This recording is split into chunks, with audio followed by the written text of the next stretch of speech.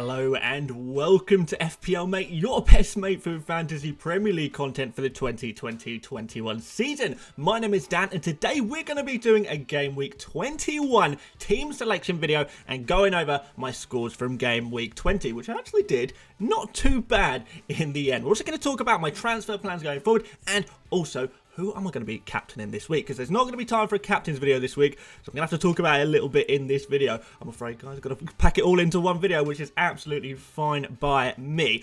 Anyway, very quickly, thank you so much for 50,000 subscribers. We hit the goal today, one day early, which is just insane. Which means basically, guys, I'm not going to pester you about subscribing anymore. Just subscribe if you want to.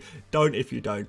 It's all good in the hood, but do make sure you like the videos. That will be very, very helpful indeed. But before we go on to my scores from Game Week 20, let's quickly have a look at today's video sponsors. And of course, these team selection videos are sponsored by OneFootball. Now, for those of you who don't know what OneFootball is, it's a great app/website for all things football. Now, I personally use OneFootball, the mobile app, just so for case I want to check some scores, check the stats from various games. There's quite a couple of times where multiple games are on at the same time, so I can't watch every game at once, which means I've got to check the stats somewhere. Why not go for OneFootball? It really is the place to go. And as we approach the end of the January transfer window deadline, also got some lovely football transfer rooms and news on the app as well. So go check it out, completely free, link in the description. Okay guys, so let's start off by going through my Game Week 20 points. How did I get on? Well, actually not too bad all things considered. I think for a lot of people it was a game week with pretty low scores, mostly because all of the premium options blanked. Especially the ones in my team, so Salah blanking, Fernandes blanking, Son blanking, Kane, which, okay, well, let's get the bad stuff out the way first, and then we'll talk about some of the positives, I suppose. So, Kane did indeed blank. He got pulled off the pitch at 45 minutes because, well, he's injured. He's injured both ankles. We don't know exactly how long he's going to be out for as of yet. It could be a couple of weeks. It could be maybe a little bit more. It could be less. We know what Jose Mourinho's like sometimes. I remember Son earlier in the season. He said that Son was injured, but Son was back for the next game. So you never fully know with these Jose Mourinho mind games, but it didn't look amazing. I'm not going to lie. And it's kind of annoying because I did take the -4 to take Brewster out by accident. I wanted to take out Adams. Some of you guys will know that story already, so I won't go over it again. I took out Brewster, put in Kane, and then I was left in a situation where Kane gets injured the moment I put him in, which is really frustrating, mostly because it happens to me every single game week. I think I made a list on Twitter of all of the players that have got injured in the game week that I've brought them in. The ones that spring to mind of recent times was De Bruyne. I brought him in for game week 19. He got injured in game week 19, so I had to transfer him out. The week before that was Kieran Tierney in my free hit team. The week before that, I can't exactly remember who it was. Maybe Son, his game got cancelled the week I brought him in. His game against Fulham got cancelled. Then we had sort of Salah, we had Zaha, we had Jota, we had Rodriguez. We've had Digne as well, Luca Digne. So many players I brought in, and the week I bring them in, they get injured. Some people are calling it a curse. But no, seriously, guys, I don't believe in superstition or luck or anything like that. I do believe that, you know, it's just one of those things. It doesn't really matter. It's not like I can stop making transfers entirely. Like, I have to keep moving, but it does sometimes feel like I have to make 2 transfers in order to make 1 transfer, because one of them is going to get injured and the other one I keep. In this week, in Game Week 20, the one I kept did very, very well indeed. Gundogan, who I brought him in for Game Week 20, 14 points, absolutely amazing. But I did have to take the -4 and do the 2 transfers just to keep one player that I want to keep, which is kind of annoying, but, you know, whatever. You know, this bad luck is not going to last forever. Things might be different, you know, going forward.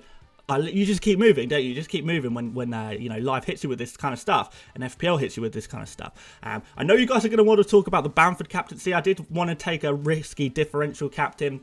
I did make sure I advised none of you guys to do the same as me, but I did want to take a punt this game week because I knew Fernandes was going to be incredibly highly captained, and it turned out he was the most highly captained captain ever in FPL. But I also looked at that fixture. I looked at Fernandes' form. I looked at the way I thought Sheffield United would play, and I kind of thought, I don't actually think that this is that much of an amazing captaincy choice. Like, I think that Bamford can potentially compete.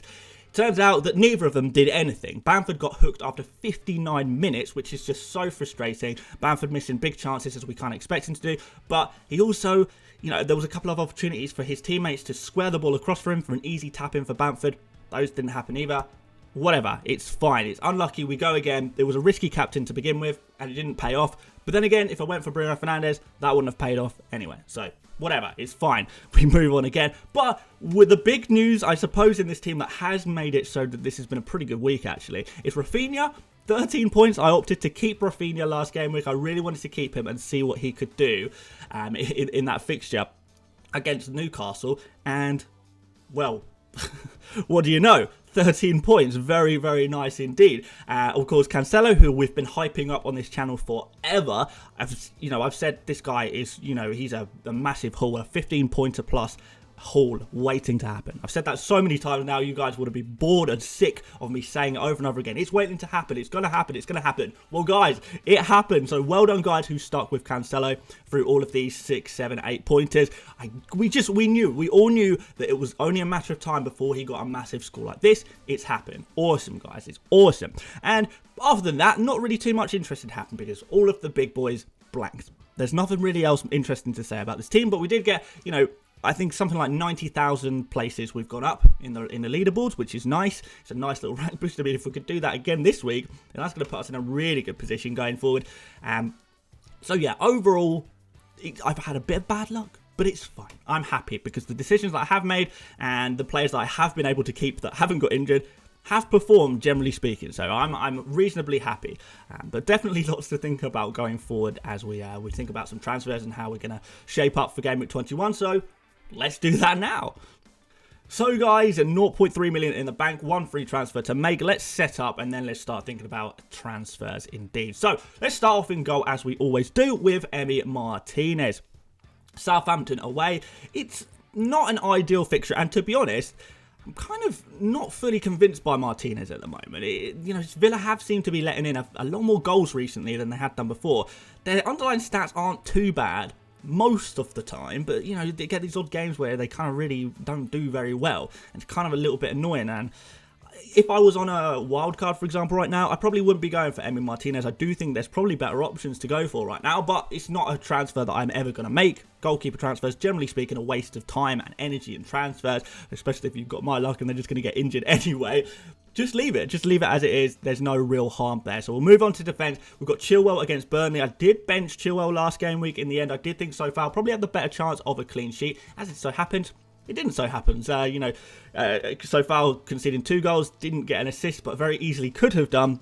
Chilwell got the clean sheet, but he did get a yellow card as well. I am kind of interested going forward into the defensive capabilities of this Chelsea team. And Burnley at home, it's a pretty good game to showcase how good you are at keeping clean sheets, right? It's a pretty easy way to get a clean sheet, generally speaking, although Burnley have kind of looked okay recently, I guess, but this is not a fixture I'm expecting Burnley to score too many goals in, so let's just cross our fingers for a clean sheet there from Chilwell, and always the chance of goal contributions there with Chilwell, as we know. Moving on to Cancelo, the hero of last game week, I suppose. Sheffield United at home, really, really nice fixture, whereas I did think kind of Manchester United might struggle against Sheffield United because Manchester United sort of counter-attacking team, maybe struggle against teams that do sit back a little bit.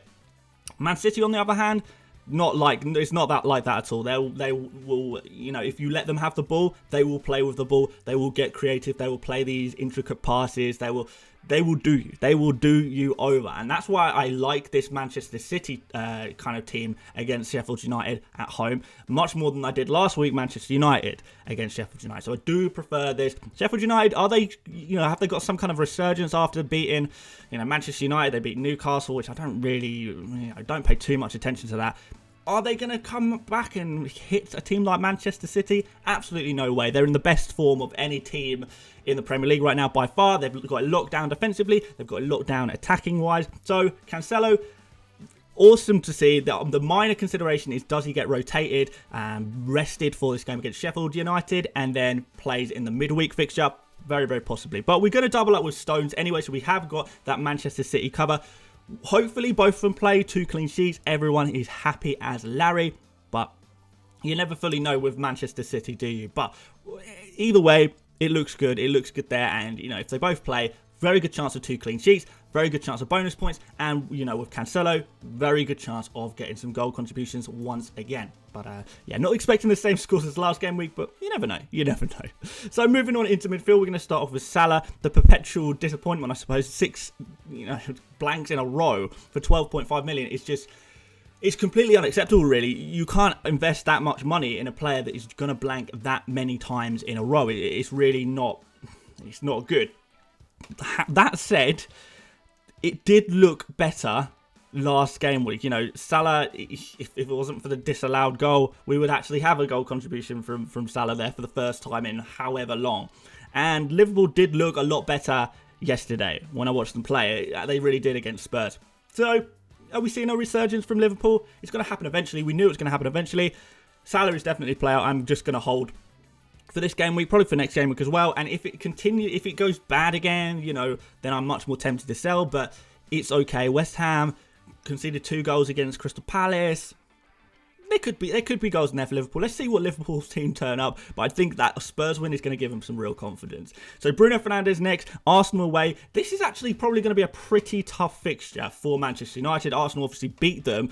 I think it was 2-0, wasn't it? Last time they played. I should probably know this as an Arsenal fan. But, you know, it seems so long ago with all these game weeks coming thick and fast. It really does seem like a season ago. But it really wasn't. Anyway.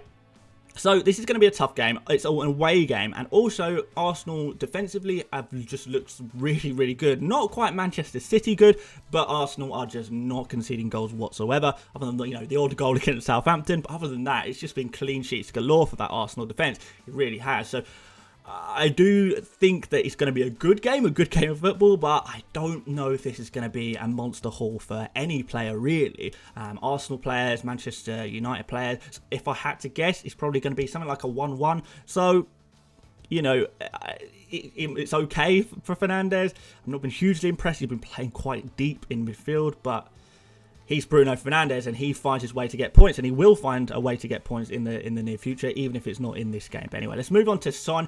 No longer going to have Kane as his strike partner, depending on whether Kane's injury is real or not. I think if we're being realistic, Kane is at least missing this game against Brighton, isn't he? But maybe that means Son becomes the main striker. I do think it makes him weaker when Kane isn't playing alongside him. They've just got this amazing partnership. But at the same time, there has been periods in seasons gone by when Kane has got his sort of second half of the season injury that he always seems to get. Maybe this is exactly what's happening here. And Son plays as, you know, the main striker. He becomes the main man and really thrives. That's exactly what happened last season, this time last year kind of thing. So that could be really nice, to be fair. Brighton away. Brighton sort of dipping in the defensive form a little bit, far more than they were at the beginning of the season. So that's an interesting one. And then we've got Gundogan, a real hero in the form of his life. Super cheap. Recommend that everyone gets on Gundogan, by the way. What a hero. Hopefully some of you guys did pick up on Gundogan a week earlier and joined me in purchasing him and hauled in those points. Really nice. He also came off the pitch fairly early as well, and it has been said by Pep that Gundogan is definitely going to be playing in this game against Sheffield United. Now, I don't know for sure if he means starting or just playing in general, but you would say because he came off the pitch early against West Brom, he's going to start this game against Sheffield United and hopefully get a few more minutes on the pitch. He is playing amazingly. He's playing essentially as a second striker. He's playing that far up the pitch, further forward than De Bruyne was ever playing earlier on in the season. He's in such good form. He's finishing. He wants to pick the pockets of defenders. He wants to play little nice passes and link up play. It's looking really nice for Gundogan. So definitely one to be excited by. 5.7 million, ignore that price tag, because if he was 8 million, 8.5 million, 9 million, we would all be going crazy about him thinking, oh my god, this player's amazing. But because we see his price tag, we think, oh, he must be, well, good for his price. This is not a case where Gundogan is good for his price. He is just straight up good. He really is right now. The most informed player in the Premier League right now. You got to get in on him. Anyway, we move on to Rafinha, the hero from last week. I really like the look of him as well. I thought he played really well indeed against Newcastle. I was really impressed, to be honest. I was planning on selling him this game week, but as it turns out, I actually kind of want to hold on to him now because I thought, what an impressive performance. He was man of the match of the game. Goal, assist, just looks fantastic. So I am going to keep him against Leicester. I do think this game could have goals. You know, Leicester versus Leeds. That kind of sounds like a game that could have a few goals in it. So yeah, he is going to be playing for me this game against Leicester. He's staying in the team. And then we go up front to Kane. The mystery, is he going to be injured? Is he going to be okay? Who knows? Who knows? I could talk about it forever of what I think is going to happen here. Realistically, I don't know. Perhaps we find out something after the weekend.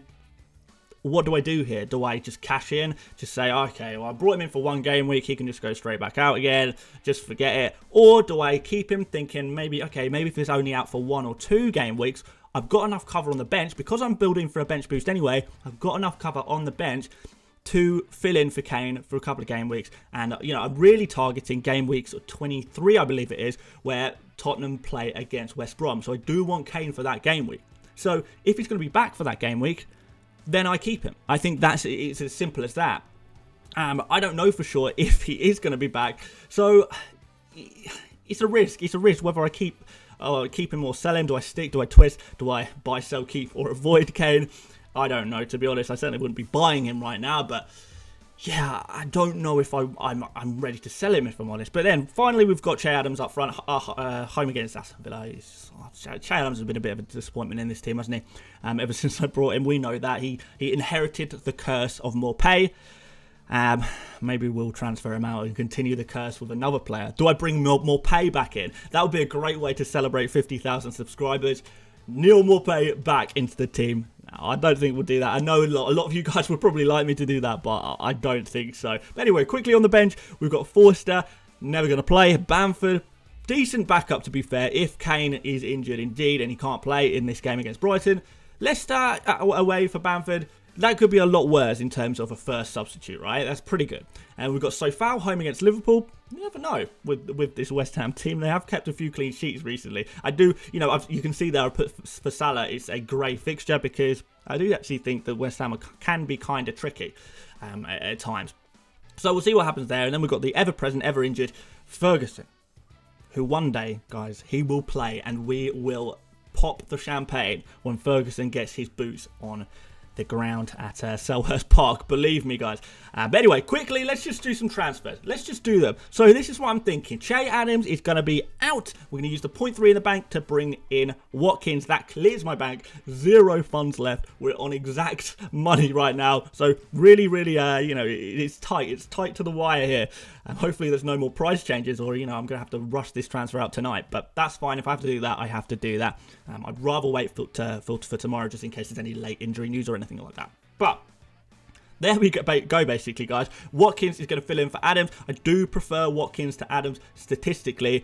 You know, Watkins' underlying stats are looking phenomenal right now. You would have seen that in my buy, sell, keep, avoid video yesterday if you want to see the full list of stats. But basically, he's just taking 10 times more shots than Adams, more shots in the box, like much higher expected goals. He's underperforming his expected goals. He's underperforming his expected assists. He is more goal contributions waiting to happen. He's got Barkley behind him, Grealish on the left, Traore, who's becoming this creative force on the right. It's looking really good for Watkins, and I do think he's going to get a few more goals going forward. I really do, and he proved that last game week. He got a goal there, so it probably would have been quite nice to have him then, but it's fine. We're going to take him now.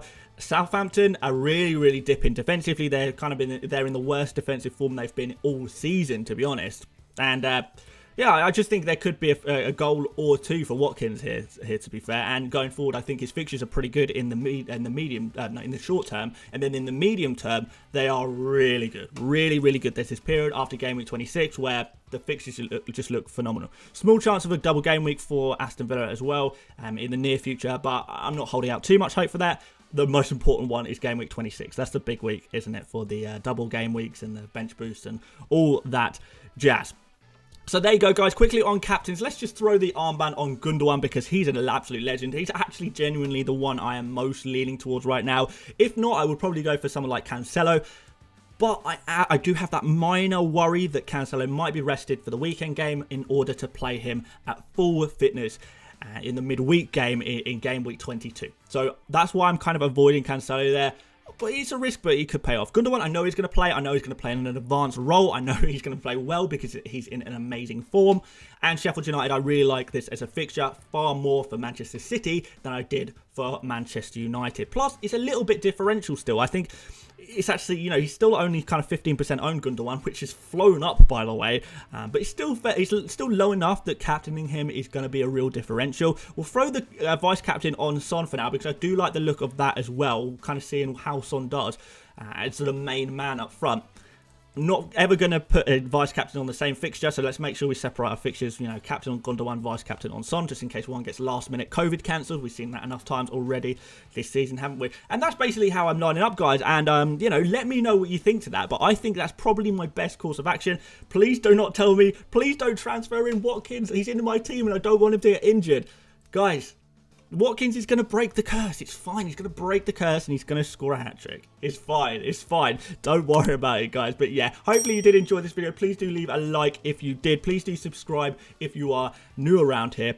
And aside from that, check out all the links in the descriptions, including One Football, Twitter, Instagram, join my mini league as well if you like. And other than that, guys, I'm going to see you tomorrow morning for a deadline stream where we'll just talk about last minute deadline questions. I'll try and answer as many questions as I can from you guys. We'll talk a little bit more about my team and my strategy there, and we'll just have a general chat as we always do. My favourite time of the week, these deadline streams with you guys. So yeah, I really do look forward to it every time. So I will hopefully, if you're available, see you tomorrow morning for that. But aside from that, guys, thank you so much for watching, and I'll see you later, mates. Bye-bye.